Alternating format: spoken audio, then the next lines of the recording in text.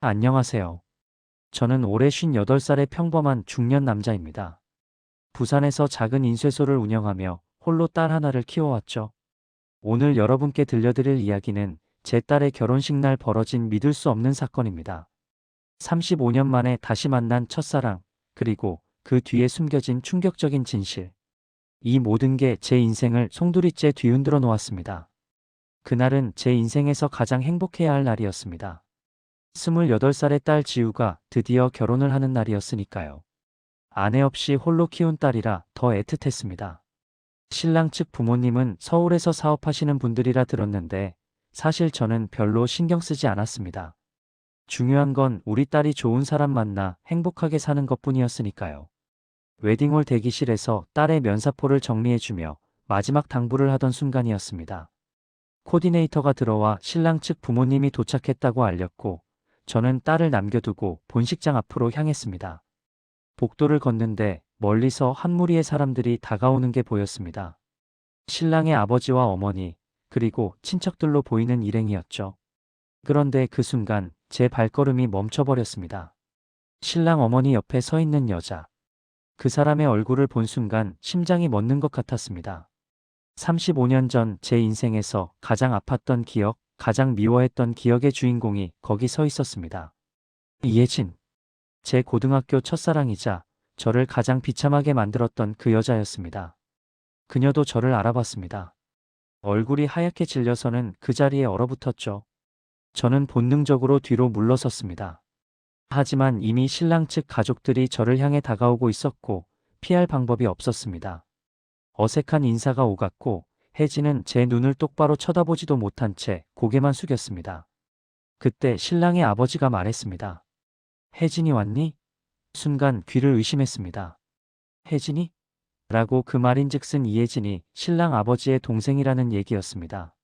그러니까 제 딸의 예비 시고모가 바로 이혜진이라는 거였죠. 머리가 하얗게 변하는 기분이었습니다. 식이 시작되기 전 대기실에서 혜진이 저를 찾아왔습니다. 그녀는 떨리는 목소리로 말했습니다. 민호야, 내가 정말 미안해. 하지만 아이들한테는 아무 말 하지 말아줘. 제발. 저는 차갑게 대답했습니다. 너가 나한테 할 수 있는 말은 그것뿐이야? 결혼식은 진행됐지만 저는 내내 악몽을 꾸는 것 같았습니다. 피로 연장에서 혜진과 마주칠 때마다 35년 전 그날의 기억이 파도처럼 밀려왔습니다. 제 인생을 송두리째 바꿔버린 그날 밤이 말이죠. 1989년 가을, 저는 고등학교 3학년이었습니다. 이혜진은 제 반 친구였고 우리는 서로 좋아하는 사이였습니다. 그 시절엔 말도 제대로 못 붙이고 멀리서 바라보기만 해도 가슴이 두근거리던 그런 순수한 감정이었죠. 그해 11월 어느 금요일 밤 혜진에게서 급한 전화가 왔습니다. 목소리가 떨리고 있었습니다. 민호야, 지금 나 좀 만나줄 수 있어? 급한 일이 생겼어. 저는 집을 몰래 빠져나와 약속 장소인 학교 근처 공원으로 갔습니다. 밤 11시가 넘은 시간이었죠. 벤치에 앉아있던 혜진은 제 손을 잡더니 떨리는 목소리로 말했습니다. 민호야, 나 집에서 도망쳐 나왔어. 아버지가 술 드시고 어머니를 때리는 걸 보다가 더 이상 못 견디겠어서. 순간 뭐라 위로를 해야 할지 몰라 어색하게 그녀의 손을 꽉 잡아주는 것밖에 할 수 없었습니다. 한참을 그렇게 앉아 있다가 혜진이 갑자기 일어서며 말했습니다. 잠깐만 기다려줘. 근처 편의점 가서 음료수 사올게. 저는 벤치에서 기다렸습니다. 5분, 10분, 20분이 지나도 혜진은 돌아오지 않았습니다. 불안한 마음에 편의점으로 가봤지만 그녀는 어디에도 없었습니다. 그렇게 새벽 2시까지 그녀를 찾아 헤맸지만 결국 찾지 못했습니다. 다음 날 아침 일찍 경찰이 우리 집으로 찾아왔습니다. 그리고 믿을 수 없는 말을 했습니다. 이혜진이 실종됐고 제가 마지막으로 만난 사람이라는 겁니다. 더 충격적인 건 그 다음이었습니다. 이혜진이 집에서 나갈 때 귀금속이랑 현금 200만 원을 들고 나갔다는데 지금 연락이 안 되는 상태야. 너 혹시 이혜진이 어디 갔는지 알아? 저는 아무것도 몰랐습니다. 하지만 경찰도 혜진의 부모님도 학교 선생님도 저를 의심하는 눈초리로 바라봤습니다. 소문은 삽시간에 퍼졌습니다. 박민호가 이혜진이랑 도망가려다 실패했대. 둘이 무슨 짓을 한 거 아니야? 그 같은 말들이 학교를 휩쓸었습니다. 가장 끔찍했던 건 혜진의 아버지가 학교 앞에서 벌인 난동이었습니다. 술에 취한 채 저를 붙잡고는 교문 앞에서 소리쳤습니다. 이 새끼가 우리 딸한테 무슨 짓을 한 거야? 내 딸 어디 있어? 저는 무릎을 꿇고 빌었습니다. 정말 아무것도 모른다고, 혜진이 어디 갔는지 저도 찾고 싶다고 말이죠. 하지만 아무도 제 말을 믿지 않았습니다. 결국 저는 고등학교를 자퇴할 수밖에 없었습니다. 검정고시를 받고 대학도 멀리 부산으로 갔습니다. 그곳에서 20대를 보내며 결혼도 했고 딸도 낳았습니다. 하지만 아내와는 결국 이혼했고 저는 홀로 딸을 키우며 이혜진에 대한 기억을 가슴속 깊이 묻어두었습니다. 그런 그녀가 35년 만에 제 앞에 나타난 겁니다. 그것도 제 딸의 시고모로 말이죠.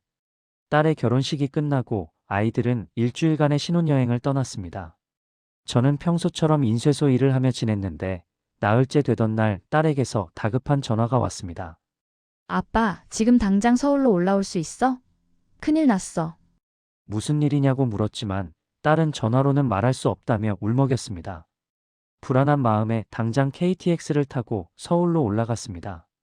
약속 장소는 신랑 집 근처 카페였는데 도착하니 딸과 사위 그리고 이혜진 부부가 모두 어두운 표정으로 앉아 있었습니다. 딸이 제 손을 잡으며 떨리는 목소리로 말했습니다. 아빠, 시고모님이 아빠한테 할 말이 있대요. 이혜진이 테이블 위에 낡은 노트 한 권을 꺼내 놓았습니다. 표지가 누렇게 바랜 1989년이라고 적힌 일기장이었습니다. 그녀는 떨리는 손으로 일기장을 펼치며 입을 열었습니다. 민호야, 35년 동안 미안했어. 내가 너한테 정말 큰 죄를 지었어. 그리고 이혜진은 그날 밤의 진실을 털어놓기 시작했습니다. 이혜진의 고백은 충격적이었습니다. 1989년 그날 밤 그녀가 저를 부른 건 우연이 아니었다는 겁니다. 모든 게 계획된 일이었습니다. 당시 혜진의 집은 빚더미에 앉아 있었고 아버지의 폭력은 날이 갈수록 심해졌습니다. 어머니는 그런 아버지를 피해 혜진의 고모 집으로 도망갔고 혜진은 홀로 그 지옥 같은 집에서 견뎌야 했습니다. 그러던 중 어머니가 몰래 모아둔 돈과 금반지를 발견했고 혜진은 결심했습니다. 이 집을 떠나자고. 하지만 미성년자 혼자서는 도망갈 수 없었습니다. 경찰에 잡히면 바로 집으로 돌려보내질 게 뻔했으니까요. 그래서 생각해낸 게 바로 저를 이용하는 것이었습니다. 너를 공원에 불러낸 건 알리바이를 만들기 위해서였어. 네가 나를 마지막으로 봤다는 증인이 필요했던 거야. 그래야 경찰이 너한테 집중하는 동안 나는 멀리 도망갈 수 있었으니까. 혜진은 편의점에 간다며 자리를 뜬 후 미리 준비해둔 가방을 들고 고속버스 터미널로 갔습니다. 그리고 광주로 내려가 고모 댁에 숨어 지냈습니다. 고모는 언니인 혜진 어머니의 사정을 잘 알고 있었기에 혜진을 숨겨줬습니다. 경찰이 너를 의심하고 있고 학교에서 소문이 났다는 걸 뉴스로 봤어. 그때 나와야 한다는 생각도 했지만 나는 겁쟁이였어. 다시 그 집으로 돌아가기가 너무 무서웠던 거야. 그래서 그냥 네가 죄 없이 고생하는 걸 알면서도 모른 척했어. 그녀는 광주에서 검정고시를 보고 대학에 갔습니다. 그리고 그곳에서 지금의 남편을 만나 결혼했습니다. 본명 대신 개명한 이름을 쓰며 새로운 삶을 살았고 친정과도 연락을 끊은 채 지냈습니다. 그렇게 35년이 흘렀고 조카의 결혼식장에서 저와 마주친 겁니다. 민호야, 나는 평생 너한테 빚진 사람으로 살았어. 네가 얼마나 힘들었을지, 얼마나 억울했을지. 너무 잘 알면서도 나는 아무것도 하지 않았어. 정말 미안해. 이혜진의 고백을 듣는 동안 저는 아무 말도 할 수 없었습니다. 35년 동안 가슴속에 담아두었던 억울함, 분노, 원망이 한꺼번에 치밀어 올랐습니다. 당신은 그렇게 새 삶을 살았군. 나는 그 일 때문에 학교를 그만두었고 평생 그 기억에서 벗어나지 못했는데 당신은 그냥 도망쳐서 행복하게 살았어. 제 목소리는 차갑게 떨렸습니다. 딸이 제 손을 잡으며 말했습니다. 아빠, 진정해요. 시고모님도 그동안 많이 힘드셨대요. 하지만 저는 딸의 손을 뿌리쳤습니다. 힘들었다고? 나는 죄도 없이 범죄자 취급을 받았어. 내 청춘이 얼마나 비참했는지 당신들은 알아? 이혜진의 남편이 난처한 표정으로 말했습니다. 사돈 어른, 저희도 이 사실을 어제 처음 알았습니다. 아내가 그동안 저한테도 숨겨온 일이에요.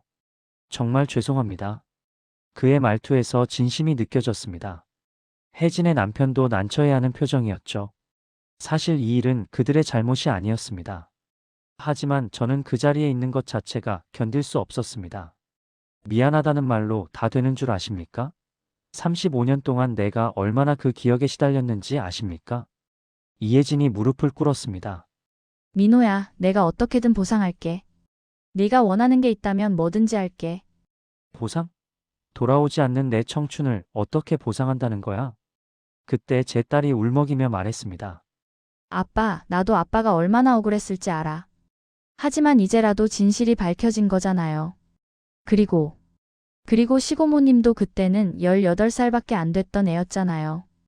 딸의 말이 심장을 찔렀습니다. 맞습니다. 그때 우리는 고작 18살이었습니다. 폭력적인 아버지에게서 도망치고 싶었던 한 소녀와 그 소녀를 좋아했던 순진한 소년이었죠. 카페를 나와 한강 근처를 혼자 걸었습니다. 머릿속이 복잡했습니다. 35년 동안 저를 괴롭혔던 그 사건의 진실을 알게 됐지만 그게 제게 위로가 될까요? 밤늦게 딸에게서 전화가 왔습니다. 아빠, 어디야? 혹시 술 마셨어? 아니, 그냥 좀 걷고 있어. 아빠, 나 지금 가도 돼? 1시간 후 딸이 제가 있는 한강공원으로 왔습니다. 딸은 제 옆에 앉더니 조용히 말했습니다. 아빠, 나 오늘 시댁 식구들이랑 오래 얘기했어. 시고모님이 그동안 얼마나 힘들게 사셨는지 들었어. 그분도 그 일 때문에 평생 죄책감에 시달렸대. 아빠를 찾아가서 사과하고 싶었지만 아빠가 어디 사는지도 몰랐고 본명도 개명해서 찾을 수가 없었대. 저는 아무 말 없이 강물만 바라봤습니다. 아빠가 억울한 건 나도 알아. 하지만 아빠, 그때 시고모님이 도망가지 않았으면 어땠을까? 그 폭력적인 아버지 밑에서 계속 살았다면? 어쩌면 더 끔찍한 일이 벌어졌을지도 몰라. 딸의 말이 천천히 제 마음속으로 스며들었습니다. 아빠, 나는 아빠가 평생 그 기억에 갇혀 사는 건 원하지 않아. 이제라도 진실을 알게 됐으니 아빠도 그 시절에서 벗어나면 안 돼? 그날 밤 저는 오랜만에 눈물을 흘렸습니다. 억울했던 기억, 분노했던 순간들, 그리고 그 모든 것들을 놓아주는 시간이었습니다. 그렇게 1년이 흘렀습니다. 딸은 임신 7개월이었고 저는 곧 할아버지가 될 예정이었습니다. 어느 날 이혜진에게서 급한 전화가 왔습니다. 민호야, 지금 만날 수 있어? 너한테 꼭 보여줄 게 있어. 만난 장소에서 혜진은 낡은 상자 하나를 내밀었습니다. 이거. 우리 아버지 유품 정리하다가 찾았어. 상자 안에는 여러 서류와 편지들이 들어 있었습니다. 그 중 하나가 제 눈길을 끌었습니다. 1989년 12월에 작성된 경찰 조서였습니다. 이게 뭐야? 아버지가 경찰서에서 진술한 거야. 나를 찾는다고 경찰에 신고하면서 했던 진술인데. 저는 조서를 읽기 시작했습니다. 그리고 놀라운 내용을 발견했습니다. 딸이 박민호라는 학생과 교제하는 것을 알고 크게 꾸짖었음. 그 학생 집이 가난하다는 이유로 만나지 말라고 했더니 딸이 반발했음. 그 학생이 우리 딸을 꼬드긴 것 같음. 이게 무슨... 혜진이 쓴웃음을 지었습니다. 아버지가 거짓말한 거야. 아버지는 너랑 내가 사귀는 걸 전혀 모르고 있었어. 그냥 경찰한테 그렇게 말해서 너를 범인으로 몰아가려고 했던 거야. 더 충격적인 건 그 다음 서류였습니다. 혜진의 아버지가 제 가족을 상대로 손해배상 소송을 준비했던 서류였습니다. 딸을 유인하고 금품을 갈취한 혐의로 말이죠. 이 소송은 어떻게 됐어? 증거 불충분으로 기각됐어. 네가 정말로 나를 유인했다는 증거가 하나도 없었으니까. 하지만 아버지는 학교와 동네에 온갖 소문을 다 퍼뜨렸지. 저는 서류를 보며 새로운 분노가 치밀어 올랐습니다. 저를 괴롭혔던 건 단순히 오해가 아니었습니다. 혜진의 아버지가 의도적으로 저를 범인으로 만들려 했던 겁니다. 민호야, 미안해. 우리 아버지가 너한테 정말 끔찍한 짓을 했구나. 아버지는 지금 어디 계셔? 5년 전에 돌아가셨어. 간경화로. 저는 복잡한 감정에 휩싸였습니다. 미워할 대상은 이미 세상을 떠났고 이제 와서 진실을 알게 된 것이 무슨 의미가 있을까 싶었습니다. 민호야, 이 서류들 가져가. 네가 억울했다는 증거니까. 하지만 저는 고개를 저었습니다. 아니야. 이제 필요 없어. 과거는 과거로 남겨두고 싶어. 2개월 후 딸이 건강한 사내 아이를 출산했습니다. 병원 신생아실 앞에서 처음 손주를 본 순간 제 가슴이 뭉클해졌습니다.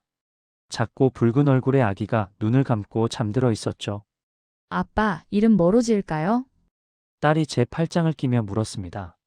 저는 한참을 생각하다가 말했습니다. 새로운 시작이라는 의미로 시우는 어때? 때 맞춰 내리는 비라는 뜻이야. 좋아요, 아빠. 박시우. 예쁜 이름이네요.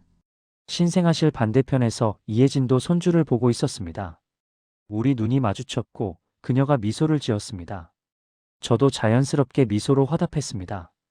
그날 저녁 병원 로비에서 양가 가족들이 모였습니다.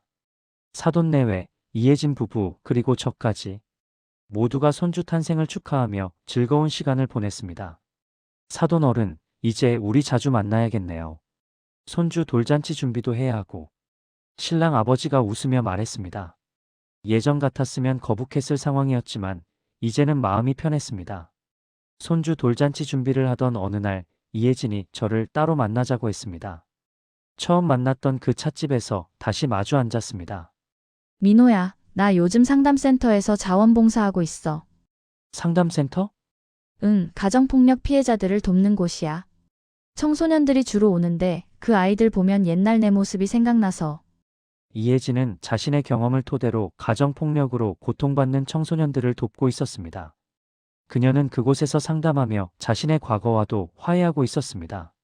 너도 한번 와볼래? 그곳 아이들한테 내 이야기를 들려주면 좋을 것 같아. 내 이야기? 응. 억울하게 오해받았지만 결국 그 상처를 극복하고 좋은 아버지가 된 이야기. 그런 이야기가 아이들한테 힘이 될 것 같아. 저는 잠시 망설였지만 고개를 끄덕였습니다. 그래, 내가 도움이 될 수 있다면. 일주일 후, 저는 이혜진과 함께 상담센터를 방문했습니다.